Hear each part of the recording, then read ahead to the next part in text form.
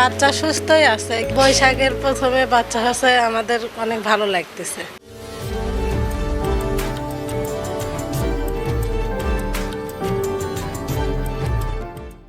Ultrasonogram report অনুযায়ী বগুড়ার রেশমি বেগমের সন্তানের জন্ম হওয়ার তারিখ ছিল 24 এপ্রিল। তবে 13 এপ্রিল রাত 12টার দিকে প্রসব বেদনা ওঠে।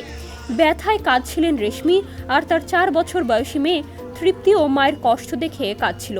এক পর্যায়ে রেশমিকে বগুড়া মোহাম্মদ আলী হাসপাতালে নেওয়া হয়।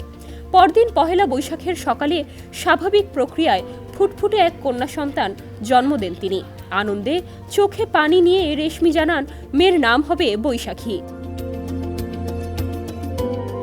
রেশমি বেগম জানান প্রথম সন্তান জন্মের সময় এত কষ্ট ছিল না, তবে দ্বিতীয় সন্তানের সময় ব্যথায় মনে হচ্ছিল যেন প্রাণ চলে যাবে।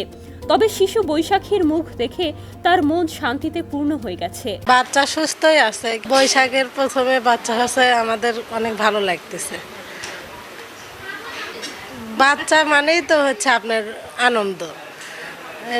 বছরের প্রথম একটা বাচ্চা হচ্ছে, এটা তো আরো বেশি খুশি।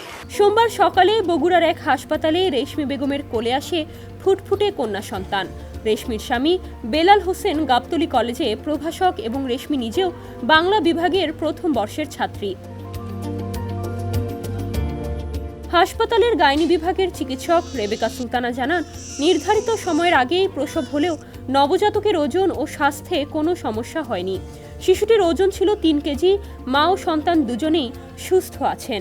আমাদের এখানে প্রতিদিন নর্মাল ডেলিভারি হয়। আজকে সকালে আমাদের এখানে একটা নর্মাল ডেলিভারি হয়েছে। মা এবং বাচ্চা দুইজনই সুস্থ আছে।